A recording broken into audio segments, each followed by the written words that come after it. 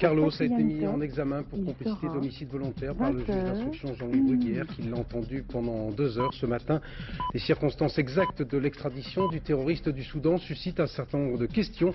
Nous tenterons d'y répondre avec nos invités, le ministre soudanais de l'Intérieur en direct de Khartoum si la liaison fonctionne et l'un des avocats de Carlos qui parle lui d'enlèvement et qui nous racontera cette première audition au palais de justice.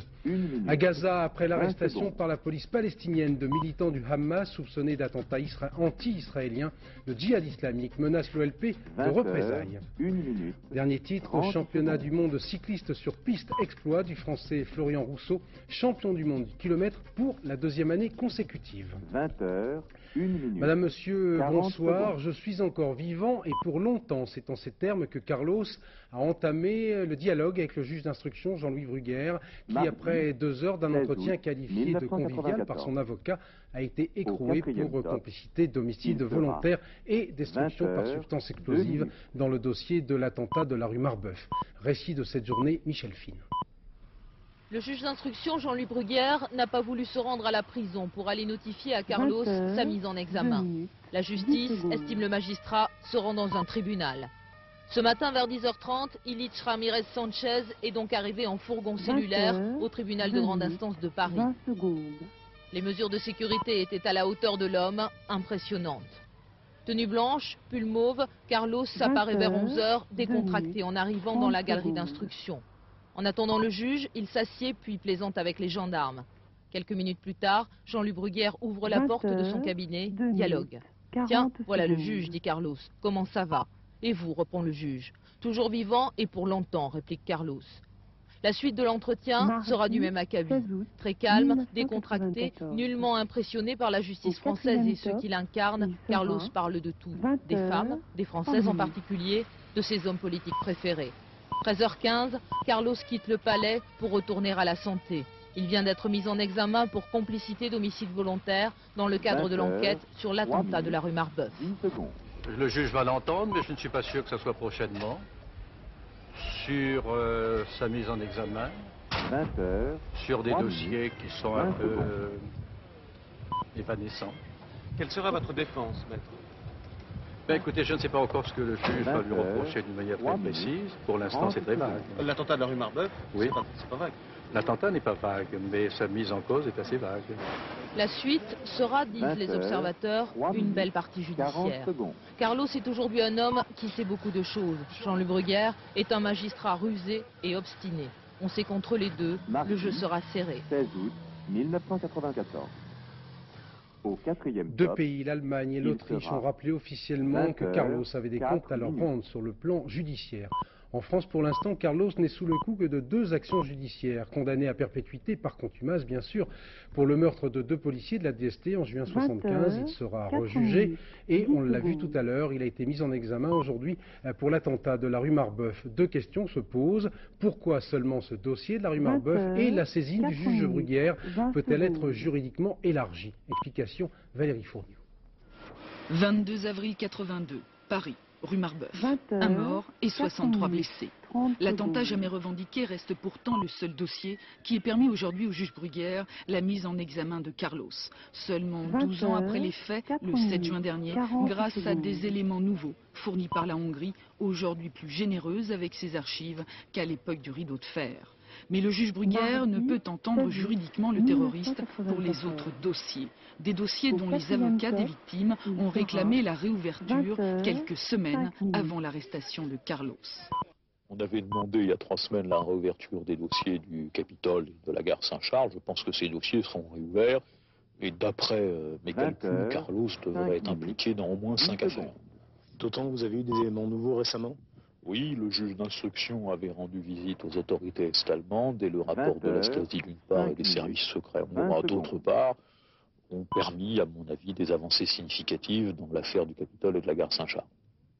2 affaires qui n'ont abouti qu'à des non-lieux, faute de preuves. 2 attentats, l'un contre le Capitole en mars 82, 5 morts, l'autre à Marseille, gare Saint-Charles, en 83, également 5 personnes tuées. Pour la réouverture de ces deux dossiers, les charges nouvelles nécessaires au juge Bruguière sont en sa possession.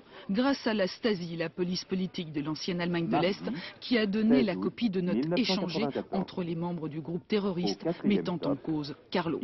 Reste l'affaire de la rue Touillet, où deux agents de la DST ont été tués à Paris en 1975. La condamnation par contumace du terroriste doit être notifiée par le parquet pour le rejuger. Aujourd'hui, la chancellerie, le procureur général Bruno Cotte et la Chambre des affaires criminelles et des grâces se sont réunis pour savoir quelle solution juridique adopter. Une décision devrait être prise jeudi. Pour le juge Bruguière, Illich Ramirez Sanchez est une vieille connaissance, au moins par dossier interposé. Depuis plusieurs années, Jean-Louis Bruguière est le magistrat star de l'antiterrorisme en France. Les dossiers qu'il traite sont si sensibles qu'il est constamment sous protection policière. Portrait signé Philippe Boisserie. Le juge Bruguière est comme ça. S'il lui faut un transal pour poursuivre ses enquêtes, il demande un transal. Ce jour-là, il arrivait à Kinshasa, au Zaïre, pour un de ses dossiers les plus importants, l'attentat contre le DC-10 du TA en septembre 89, 170 morts. Toujours flanqué de deux gardes du corps, toujours en voiture blindée, il venait vérifier et renforcer ses présomptions contre un État, la Libye, au nom d'un principe fondamental chez lui, le droit des victimes. Celle à qui il rend hommage, celle qu'il utilise dans ses épreuves de force avec des hommes politiques qui préfèrent souvent user de la raison d'État. Cela va parfois très loin, comme en janvier 92, quand Georges Habache vient se faire soigner en France. Le juge Bruguière entame un bras de fer avec l'Élysée. Il place en garde à vue le responsable palestinien, demande à le voir, à l'entendre. Il ne sera admis que dans les couloirs de l'hôpital. Ironie de l'histoire, le FPLP de Georges Habache est le mouvement avec lequel Carlos a commencé sa carrière. Ces interconnexions entre tous les réseaux terroristes, le juge Bruguière les connaît bien, lui qui depuis 12 ans s'occupe de ces dossiers. Depuis la fusillade de la rue des Rosiers en 1982, en passant par Action Directe, l'attentat contre le City of Poros ou encore l'assassinat de Chapour Bakhtiar. Des dossiers qui l'ont amené à collaborer avec de nombreux pays étrangers et à en mettre d'autres au banc des nations comme l'Iran ou la Libye. Ces derniers mois, Jean-Louis Bruguière disait vouloir abandonner sa fonction de juge d'instruction tout en continuant ce qui lui semble le plus noble, servir la République. L'arrestation de Carlos risque de le maintenir sur le chemin de la justice. Les circonstances précises dans lesquelles Carlos a été arrêté au Soudan suscitent déjà une polémique. Nous y reviendrons dans un instant. Avec nous, l'espérons, Sylla Lisan est établi en direct de Khartoum, le ministre soudanais de l'Intérieur, et avec sur ce plateau l'un des avocats de Carlos, Maître Sédic, qui parle, lui, d'enlèvement. Quoi qu'il en soit, cette arrestation représente la revanche patiente de la DST qui suivait Carlos à la trace depuis près de 20 ans après l'assassinat à Paris de 2 policiers de ce service. Récit Claude Sampère. La traque de Carlos, elle commence en France le 15 septembre 1974. Une grenade explose, boulevard Saint-Germain-Drugstore. 2 morts, 34 blessés. Le premier attentat signé Carlos en France. Un an plus tard, 3 inspecteurs de la DST se présentent à la porte d'un appartement rue Touillet au numéro 9 dans le quartier latin. Carlos est là. Il abat froidement 2 inspecteurs d'une balle en pleine tête et blesse grièvement le 3e. Tous les services français se mobilisent. Il faut loger Carlos et le neutraliser. Quand j'ai donc confié ça au service Action, le service Action était dirigé par un homme remarquable, un officier remarquable qui était le général de Marolles, qui est maintenant à la retraite. Et il a lui-même nommé dans cette mission de chasse, comme chef de cette opération tout à fait spéciale, un officier remarquable qui est l'homme, dans le fond, qui vient de capturer Carlos, car il le traque depuis 20 ans, c'est le général Philippe Rondeau. Le général Philippe Rondeau, un homme très secret, aucune photo n'existe de lui. Spécialiste du terrorisme moyen-oriental, c'est lui qui retrouve Carlos ici au Soudan au début de l'année. Il le file à plusieurs reprises et c'est lui-même qui prend ses photos du terroriste. Après, mystère. Lors de sa conférence de presse, hier, Charles Pasqua a livré très peu de détails sur l'arrestation et sur le transfert de Carlos. L'acheminement de Carlos vers Paris a alors été organisé. La DST s'est assurée de sa personne à son arrivée à Villacoublay. Et les autorités judiciaires ont été immédiatement informées. Dès aujourd'hui, Maître Oussedik, un avocat de Carlos, n'hésite pas à parler d'enlèvement. Selon lui, Carlos a été drogué, ligoté pendant 12 heures et accompagné dans l'avion par des agents de la DST cagoulés qu'il a reconnus à la voix. Au ministère de l'Intérieur, on refuse toute polémique, pas de commentaires. Les conditions du transfert de Carlos sont classées secret défense. Il sera 20h. Selon nos confrères de Libération, l'arrestation et l'extradition de Carlos est un service rendu du Soudan à la France qui aurait aidé les intégristes au pouvoir à Khartoum dans leur lutte contre les rebelles chrétiens et animistes du Sud. Réponse ce matin de Charles Pasqua au micro d'Europe numéro 1. Seuls des esprits tordus peuvent se poser cette question. La France n'a rien donné en échange. Je vous le disais, les conditions exactes de l'arrestation de Carlos sont encore floues. Maître Oussedik, bonsoir. Vous êtes avec nous. Selon Carlos, parce que c'est sa version, il a été proprement enlevé, ligoté, drogué et menotté à Khartoum. Mais c'est quelqu'un qu'on n'arrête pas en lui faisant une tape sur l'épaule en disant « suivez-nous au commissariat ». Absolument. Absolument. Ce récit ne souffre pas de contestation.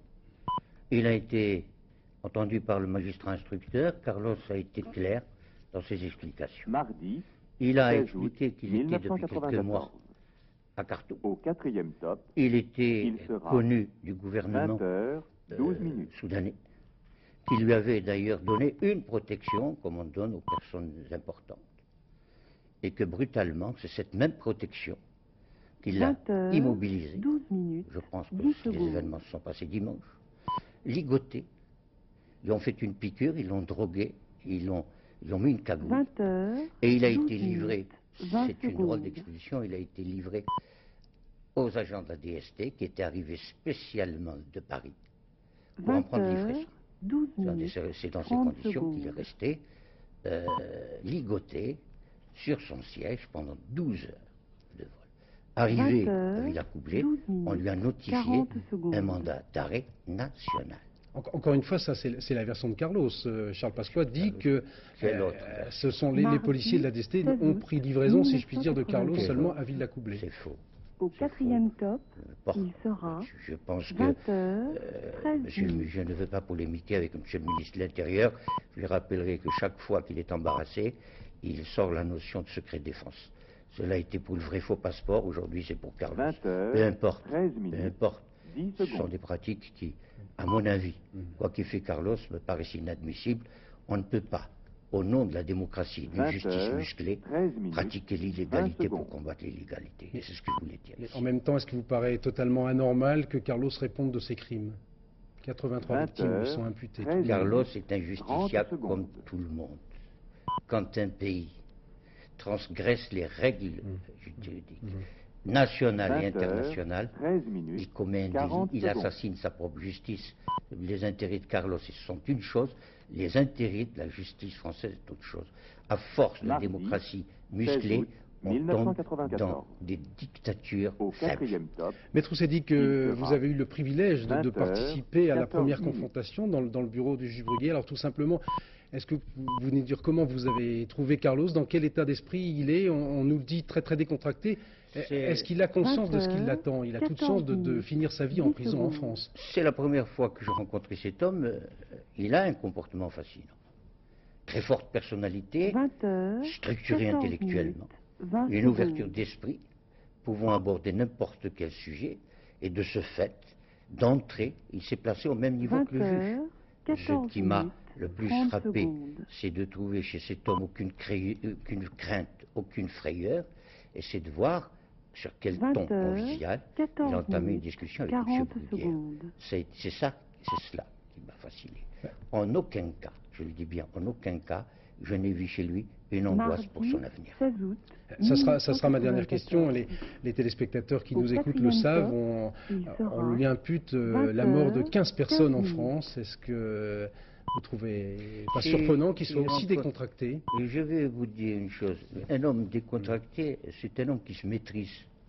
Nous sommes là, moi en train de vous répondre, moi en train de me questionner. Nous avons tous une dose d'émotivité, mais on essaye de rester calme et de discuter d'un ton neutre et d'un ton objectif. Je pense que c'est ce comportement qu'il a eu. Je n'ai pas eu l'occasion encore de le voir en tête-à-tête. Mais quoi qu'il en soit, cet homme n'a pas manifesté de frayeur. Je pense qu'il a surtout manifesté une forte maîtrise de soi. Et en aucun cas, à aucun moment plutôt, je ne l'ai vu avoir une agressivité quelconque dans la discussion vis-à-vis du juge ou de la justice française du fait de sa situation. Ni agressivité ni remords, selon vous. On n'a pas abordé. Au 4e top, quand on a parlé de Marbeuf, vous avez entendu mon confrère Vergès, il a dit qu'il n'était pas là. Quant au reste, le juge, lui, s'est placé d'entrée à un niveau assez haut. La discussion a porté essentiellement sur des considérations autres que sur les faits ou que sur ce qui lui était reproché. On doit se retrouver dans d'autres circonstances sur le fond, mais cela est un autre problème. Toute dernière question réellement, le juge Bruguière, ça fait des années qu'il attend d'avoir Carlos dans son bureau. Il était lui aussi convivial que vous le dites, ou solennel. Le juge Bruguière, monsieur Bruguière, que je connais depuis de longue date, et nous avons de très bons rapports.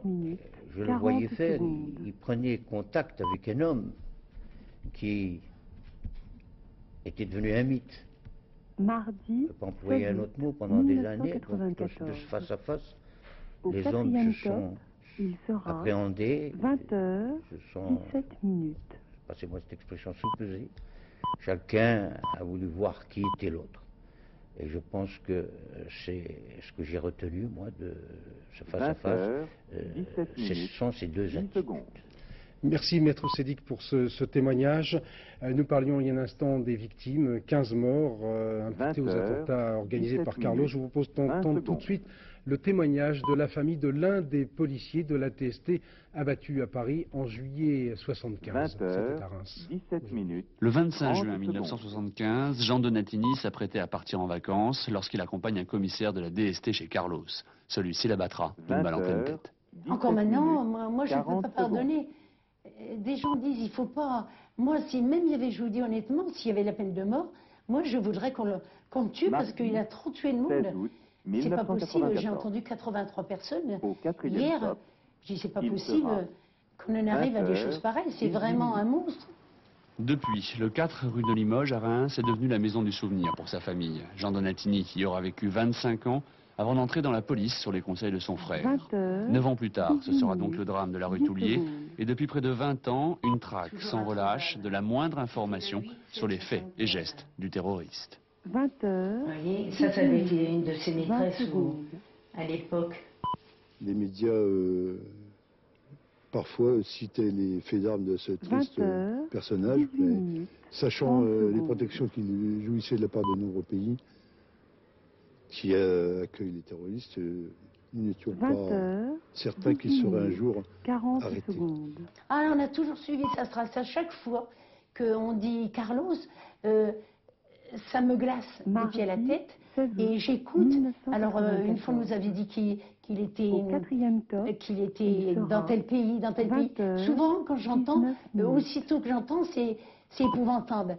Aujourd'hui, Jean Donatini laisse une place à son nom à Reims et une famille soulagée à l'idée que la justice lui sera rendue. 20h, 19 Illich Ramirez Sanchez est né il y a 45 ans au Venezuela. Son père, richissime avocat et fondateur du Parti communiste vénézuélien, l'avait baptisé du nom de Lénine avant de lui donner ses premières leçons de communisme.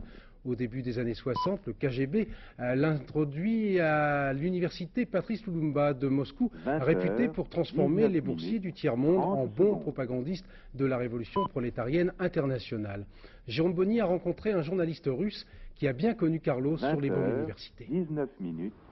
L'université Patrice Lumumba à Moscou. Carlos y passe les années 69 et 70 après une période d'entraînement à Cuba. Ici, dans cette pépinière marxiste réservée aux étudiants venus du tiers-monde, son modèle était Che Guevara. Et il en avait un peu l'allure, saisi beaucoup plus tard à l'aéroport d'Alger. Kirill Privalov était alors étudiant en journalisme et se souvient de ce curieux Vénézuélien où se mêlait déjà le marxiste convaincu et le bon vivant. Il avait de l'argent et à cause de ça, il avait des problèmes avec les services d'ordre de l'université Lumumba parce que très souvent, dans sa chambre au foyer des étudiants, il y avait des scandales, on buvait, on cassait des bouteilles, il y avait des défis. 20 heures. Il y avait aussi un sérieux encadrement de professeurs, souvent anciens combattants de la guerre d'Espagne, et d'étudiants russes particulièrement patriotes, avec pour objectif de former des agents d'influence pour les pays du tiers-monde. Certains des étudiants, comme Carlos, étaient contactés directement par le KGB. Il pouvait être contacté parce que c'était une personnalité indépendante, c'était une personnalité forte, ça se sentait, et en plus c'était un homme de conviction, c'est un fou de marxisme, mais pas de marxisme scientifique, de l'économie politique de capital de Marx. C'était un activiste. C'était un romantique. Officiellement expulsé du RSS en 70, c'est ce romantique qui va se lancer dans une carrière de terroriste international. Dans les années 75, Carlos vivait à Paris, il habitait au quartier latin, où entre deux attentats sanglants, il fréquentait le soir une boîte antillaise de l'Odéon, en se faisant appeler Johnny ou encore Salem par ses nombreuses conquêtes féminines. Reportage Valérie Hermite, Pascal Stelletta. Paris et Carlos, deux vieilles connaissances. Un Paris qu'il connaît bien, un Paris où il vit. C'est en 1974 qu'il y laisse ses premières traces sanglantes. 15 septembre, une grenade au Docteur Publicis, boulevard Saint-Germain, 2 morts, 34 blessés. 20 ans plus tard, les mémoires sont intactes. Au début, on a cru que c'était une bombe parce que ça avait tout tremblé partout. Et en vérité, on a su après que c'était une grenade. Et alors là, on a commencé à organiser des soins, quoi. Les gens qui sortaient blessés et tout, quoi. On a commencé à faire des garrots partout. Carlos refait parler de lui quelques mois plus tard. Janvier 75, il signe 2 attentats à Orly contre les avions de la compagnie d'El-Lal. Mais Carlos n'est pas encore Carlos. Il est encore ce jeune homme fréquentant les quartiers étudiants de Paris, y appréciant les jolies femmes, les bars, la nuit et les discothèques sud-américaines. À l'époque, nous avons eu ici beaucoup de personnalités. Seulement la personne que vous me demandez, on ne savait pas que c'était une personnalité à l'époque. Une triste personnalité. Carlos n'aura un nom et un visage qu'à partir du 27 juillet 75, quand il abat 2 policiers de la DST venus l'arrêter rue Toulier. En 1979, dans une longue interview au journal arabe El Watan El Arabi, il expliquera que l'opération ne lui a pris que 6 secondes. 1982, le sang coule à nouveau, c'est l'attentat de la rue Marbeuf, 1 mort et 63 blessés. 23 minutes. Je sais pas, c'est assez impressionnant à raconter. Même maintenant. Même maintenant, on n'aime pas y repenser. On n'a pas envie d'y repenser. Pour tous ceux qui n'ont pas pu oublier le passage de Carlos à Paris, son retour aujourd'hui est un douloureux souvenir et un soulagement. Les derniers méfaits connus de Carlos remontent à 1983. Depuis, il semble être devenu un personnage plutôt encombrant pour ses anciens protecteurs. Pour de nombreux journalistes anglais, à commencer par David Yallop, qui a publié un livre très documenté sur la carrière entre guillemets de Carlos. C'est en fait la Syrie qui indirectement a livré à la France ce terroriste. À Londres, pour France 2, Philippe Rochon. La presse britannique rappelle que c'est Scotland Yard qui a identifié Carlos et qu'elle l'a suivi dans son itinéraire en Syrie, les camps palestiniens, l'entraînement, son mariage avec Magdalena Kopp et sa volonté de finir ses jours à Damas en bon retraité du terrorisme. Pour les Britanniques, Carlos paye à présent le prix de la paix au Proche-Orient. C'est à Damas que l'écrivain David Yallop, auteur d'un livre sur Carlos, a pu rencontrer l'homme le plus recherché du monde en 89. J'ai essayé de pousser les gouvernements français, britanniques et allemands à obtenir l'extradition de Carlos de Syrie. J'ai dit, regardez, c'est là qu'il est, voilà l'adresse, demandez à M. Assad de le livrer. Les seules personnes qui ont accepté ont été les Allemands. Les hommes du chancelier Kohl ont dit, ok, on suit l'affaire, ne vous inquiétez pas. Et ils ont suivi le coup. Les Français à l'époque ne voulaient rien savoir. Et maintenant, ils ont Carlos. Carlos s'est fait piéger. Je ne crois pas une minute qu'il s'est fait arrêter par accident en allant au Soudan. Je crois que les Syriens ont saisi cette occasion pour s'en débarrasser. 24 minutes. Au Soudan, il n'a pas commis de crime. On s'est refilé le paquet. Je suis sûr que vous jouez à ça chez vous. C'est la pomme de terre chaude. Et maintenant, la pomme de terre chaude a été donnée aux Français. 1994. Carlos a vécu ici, dans cette rue, en 75, et c'est de là qu'il a préparé l'attentat contre le frère du président de Mark & Spencer.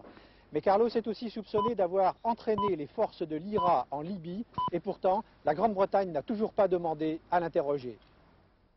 Voilà, point final ce soir pour ce dossier qui, Benoît Duquesne, est encore assez mystérieux.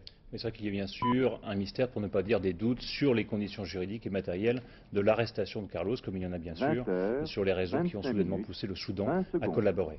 Mais qu'il y ait eu des contreparties ou non, que ce soit des agents de la DST qui aient eux-mêmes convoyé Carlos jusqu'en France à bord d'un avion Glam, ou bien que ce soit les autorités soudanaises qui l'aient fait, tout cela n'a visiblement pas beaucoup d'importance pour Charles Pasqua, qui s'intéresse davantage aux résultats.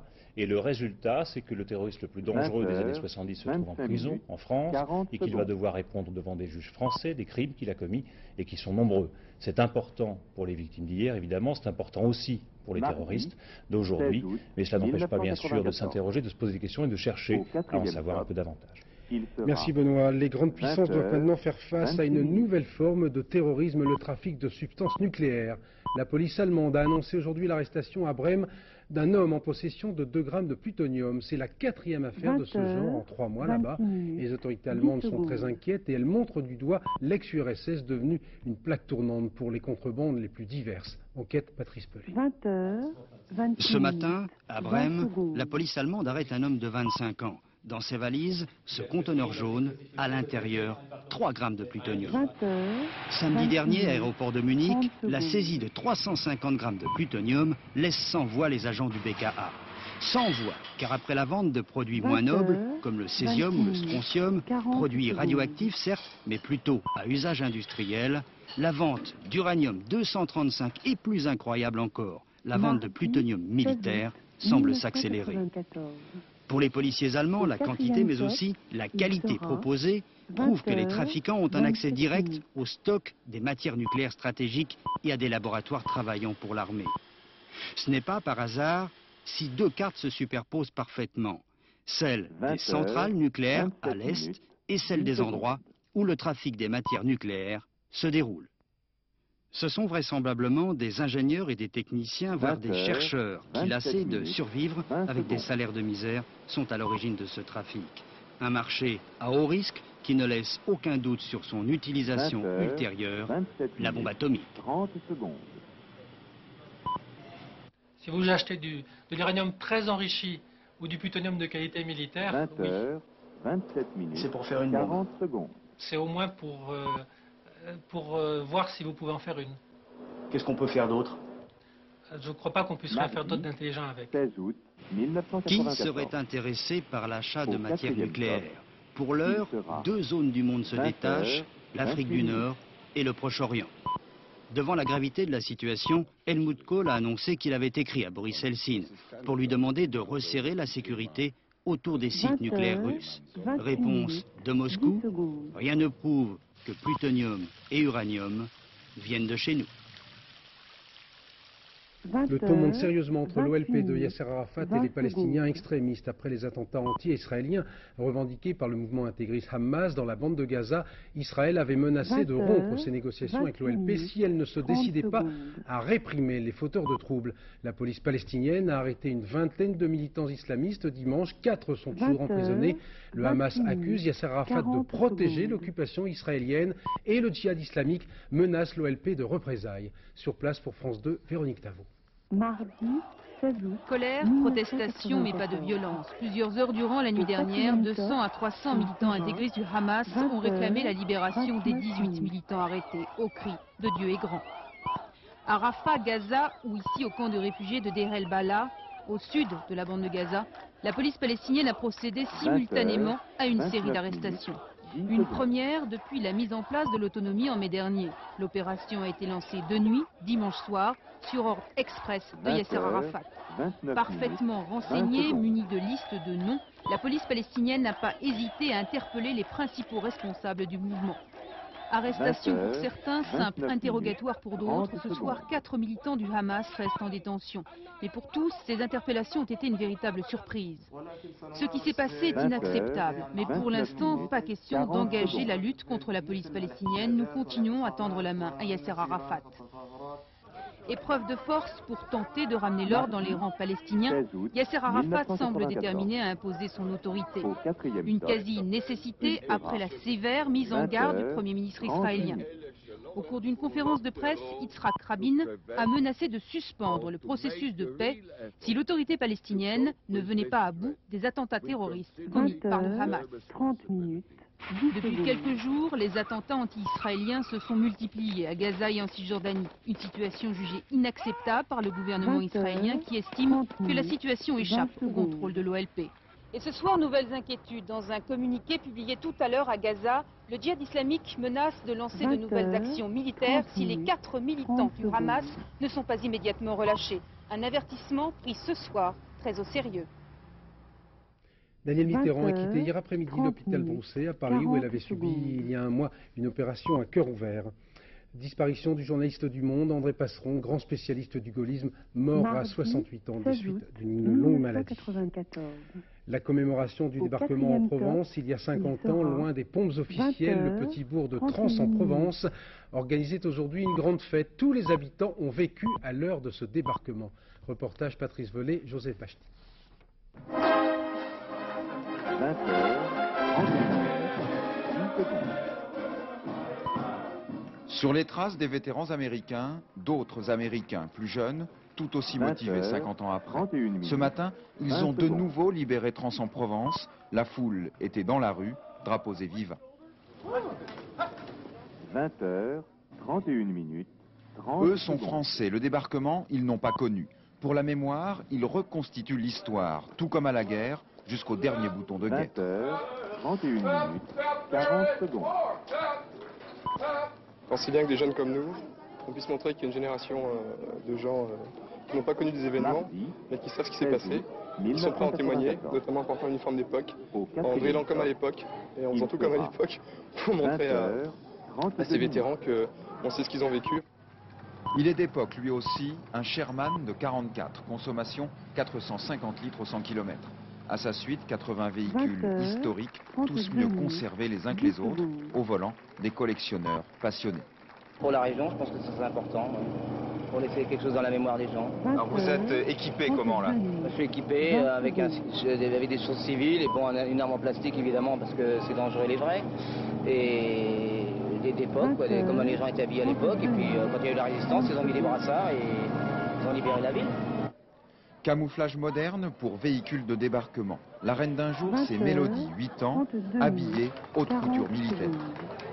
Un parachutiste américain qui avait sauté, il a laissé son parachute à sa tante qui a fait cette robe. En 1943, il a fabriqué le parachute.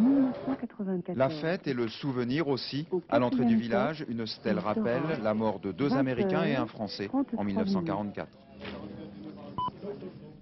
Je vous propose maintenant de saluer le très bel exploit de Florian Rousseau. À 20 ans seulement, il a en effet obtenu hier soir à Palerme, où se déroulent les championnats du monde cycliste sur piste, son deuxième titre consécutif du kilomètre. William Irigoyen.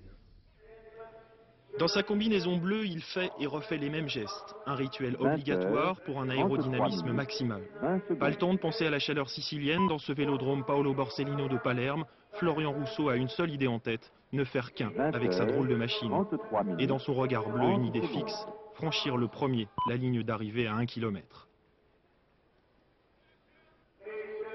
20h, 33 minutes, 40 Rousseau secondes. s'élance comme une fusée et Kelly l'Australien sait qu'il a devant lui le champion du monde en titre. L'Orléanais a prévu de faire 1 minute 04 pour remporter l'épreuve. Mais l'air de Palerme propulse Rousseau. 1 minute, 3 secondes, 163 millièmes. L'Orléanais frôle les 60 km/h. Florian le supersonique refait le même coup qu'à Hamar en Norvège l'année dernière. À 20 ans, le Français montre que la valeur n'attend pas le nombre des années. J'étais très calme au départ, je suis bien parti et j'ai bien respiré pendant mon kilomètre, et ce qui était important, et bon, j'ai relativement bien terminé par rapport à mes autres kilomètres de l'année. C'est vrai que bon, aux 600 mètres, c'est là qu'on commence à avoir mal aux jambes. Bon, j'ai eu un peu mal aux jambes, mais bon, ça a été jusque la fin. Et les 150 derniers mètres ont été très difficiles et vraiment, j'y étais au courage. Hier soir, Rousseau regardait vers les Jeux Olympiques d'Atlanta et rêvait sûrement d'ici 1996 de parcourir le kilomètre départ arrêté en moins d'1 minute. Si vous aimez pédaler mais que vous ne vous sentez pas encore mûr pour les championnats du monde sur piste, je vous invite à faire un petit tour du côté de Magnières en Meurthe-et-Moselle. Vous allez tout comprendre avec ce reportage de John Reichenbach et Sylvain Gauthier. Bienvenue à bord du nouveau TGV de la vallée de la Mortagne. Un passage délicat sur une voie désaffectée à plus de 6 km/h. TGV pour très grand vélo, une sorte de pédalo sur rail, inspiré de la drésine, qu'utilisaient les cheminots pour l'entretien des voies. Moi j'aime bien parce que c'est un peu l'enfance. Quand on prenait le train, il suffit de fermer les yeux et puis on a un peu le bruit du train. C'est aussi partir à l'inconnu. On passe devant des gares qui sont maintenant des fantômes et puis on ne sait pas très bien où on va arriver. Terminus. Au bout des 12 km de voies ressuscitées. C'est une bonne solution, ça, pour faire renaître les anciens temps, si on peut dire, de ne pas laisser tomber nos voies désaffectées à l'abandon, en friche, etc. 20 000 personnes depuis le début de l'année. Les vaches n'ont jamais vu défiler autant de monde, avides de sensations fortes et de nature. Au 4e top. C'est pas le fait de pédaler qui nous rebute. Non, c'est un plaisir. On est bien. On a vu un héron tout à l'heure, des oiseaux. On admire la nature. C'est très joli. Et c'est comme ça que le tourisme vert est devenu le pétrole de toute une vallée. Bonne nouvelle pour les amateurs de promenades insolites. L'année prochaine, le parcours sur ces anciennes voies ferrées devrait être prolongé de 10 km. Dans un instant, les 1001 nuits de Philippe de Broca avec Thierry Lhermitte et Gérard Jugnot. Au dernier journal, Florence Duprat vers minuit 15. Bon anniversaire à Chypre, 34 ans d'indépendance, à Sheila, 48 ans, comme le temps passe, et à mon papa. Dans un instant, la météo de Sophie Davant. Cette fois, c'est sûr, la dégradation par l'ouest, c'est pour demain. À demain, à 20h. Excellente soirée, merci.